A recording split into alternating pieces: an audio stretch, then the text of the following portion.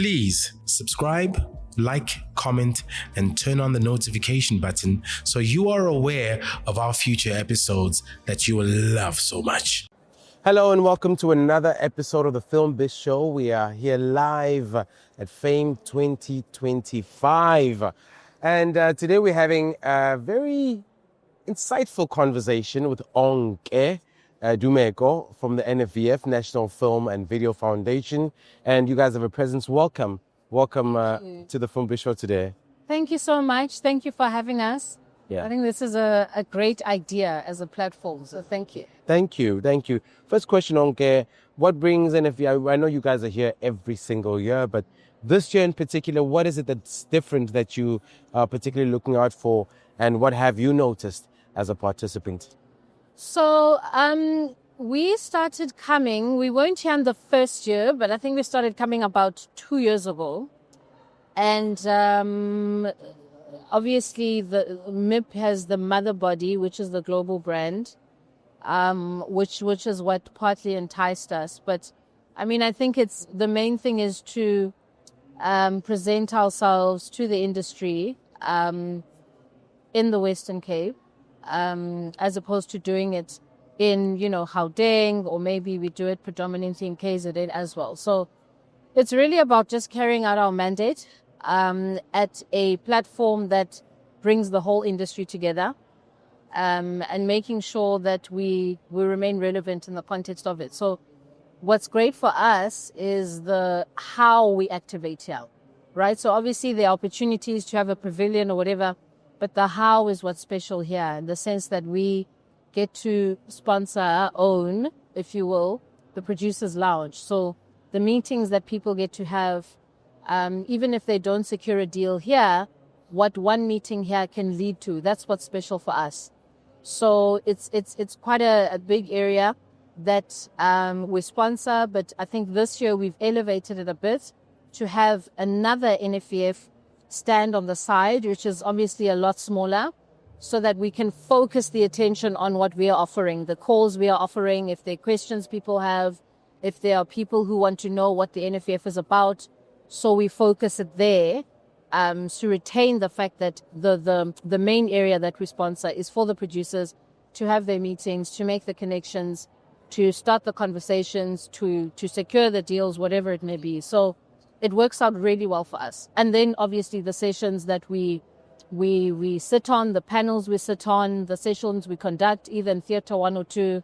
So either way, we really get to activate in the fullness of the sense here. How many panels have you guys been sitting through?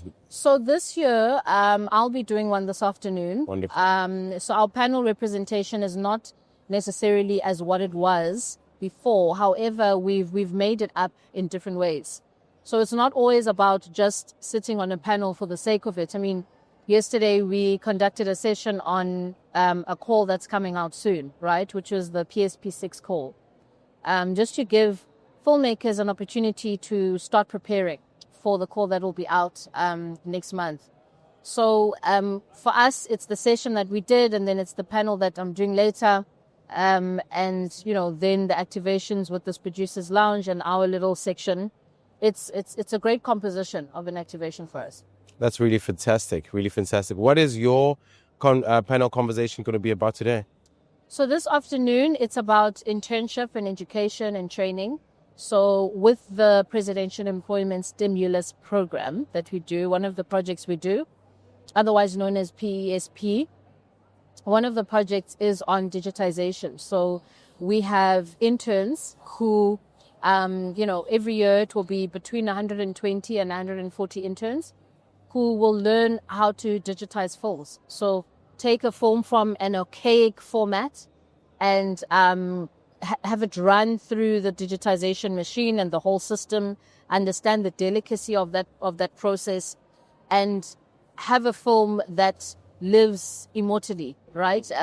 That other filmmakers can use for archive material. It's a very important project because it helps us immortalize so much important information that other filmmakers can utilize, and not just filmmakers. It's just there's so much educational material, especially when it comes to our history as a country, that is processed through that program. I remember when we did a site visit there last year at the National Archives. So we do it on the behalf of the National Archives. I mean, they showed us a poster of from that one of the students had utilized in the 1976 uprisings, like the actual poster. It's like a piece of history. So even for the youth who are in that program, these are young kids. So some of them know about what happened, the majority of them don't.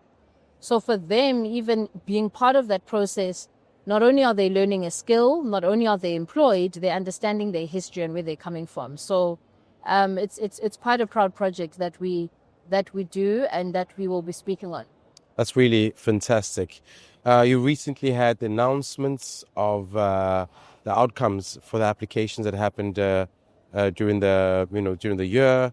I think it was a development, some production. And how has the response been? I mean, I'm sure usually when the announcement comes, people are like, hey, where my application? How has it been so far? So it depends what platform you're talking about, you know.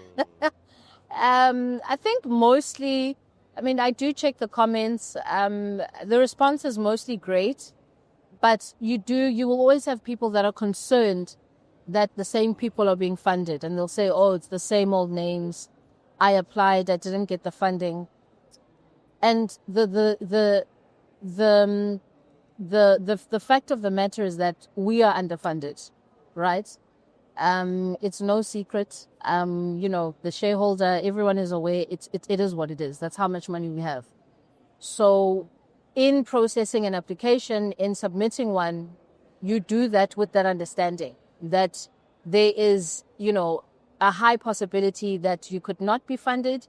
There's an equally high possibility that you could be. It all depends on your approach. Do you understand exactly what is needed in terms of compliance? Have you ticked all those boxes?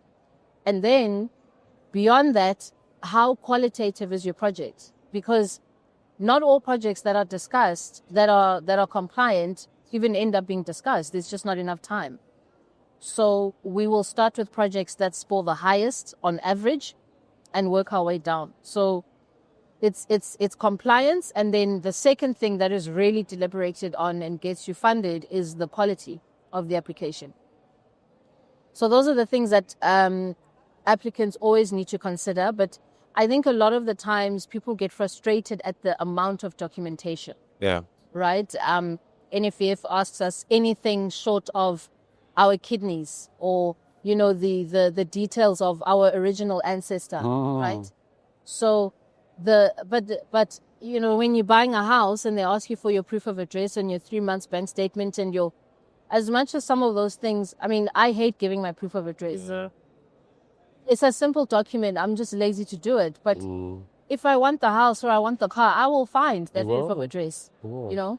I'll make sure I give the bank what they want. But the end of the day, it's taxpayers' money. So we have to be careful in how we process it and allocate it.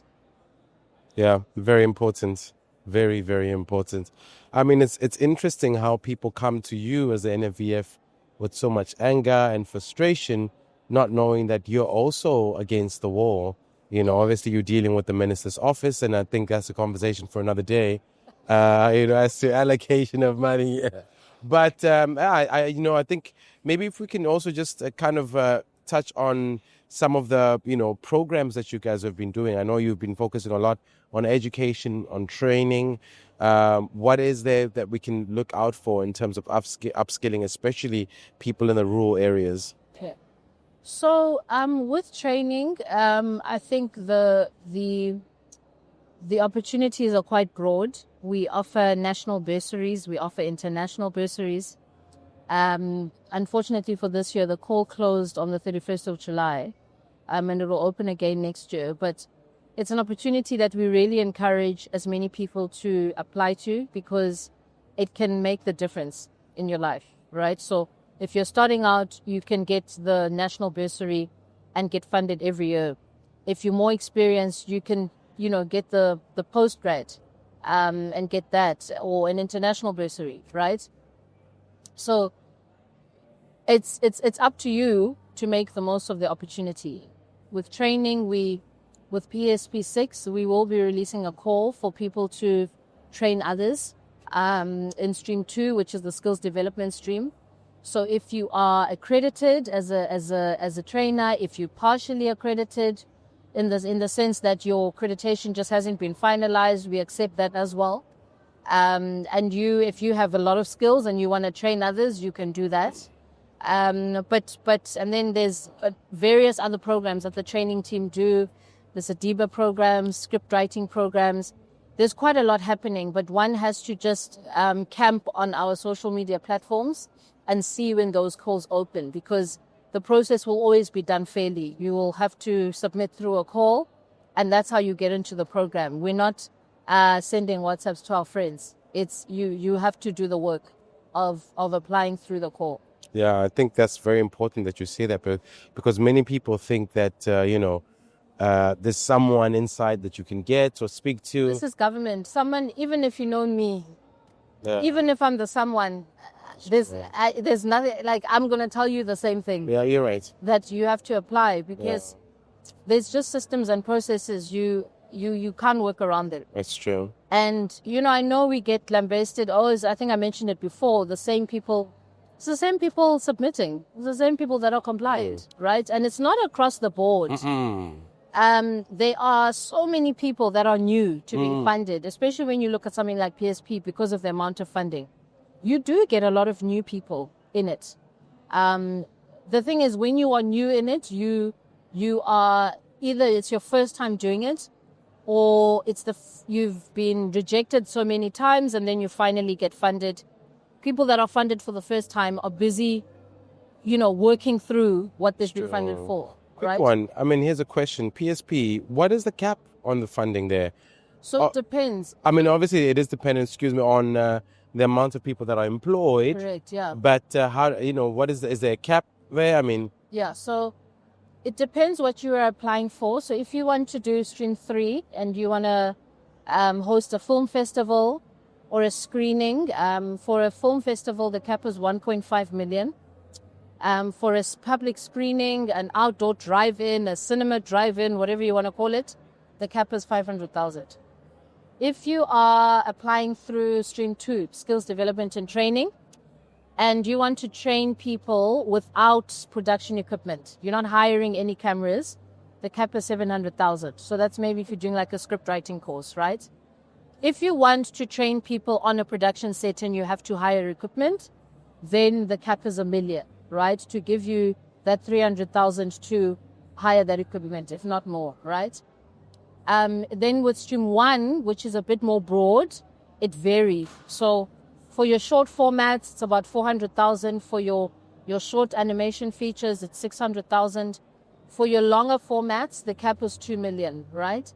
But then we will be funding 5 projects up to 10 million rand each, right? Feature films, documentaries, animations.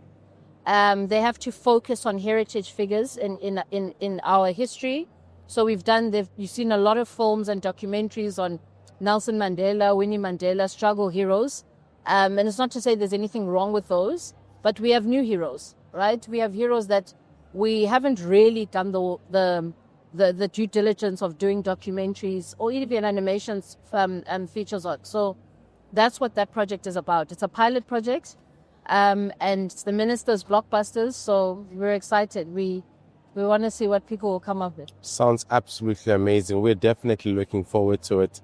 Onke, thank you so much for blessing us and gracing us with your presence. Thank you. We really look forward to you guys outdoing the program, and we applaud you for all the hard work that you're doing. And on a personal level, from the Film Biz Show, we want to wish you all the best on your personal career and hope to see you, fulfill this position up until the very end. Thank you so much. Thank you. Thank you so much.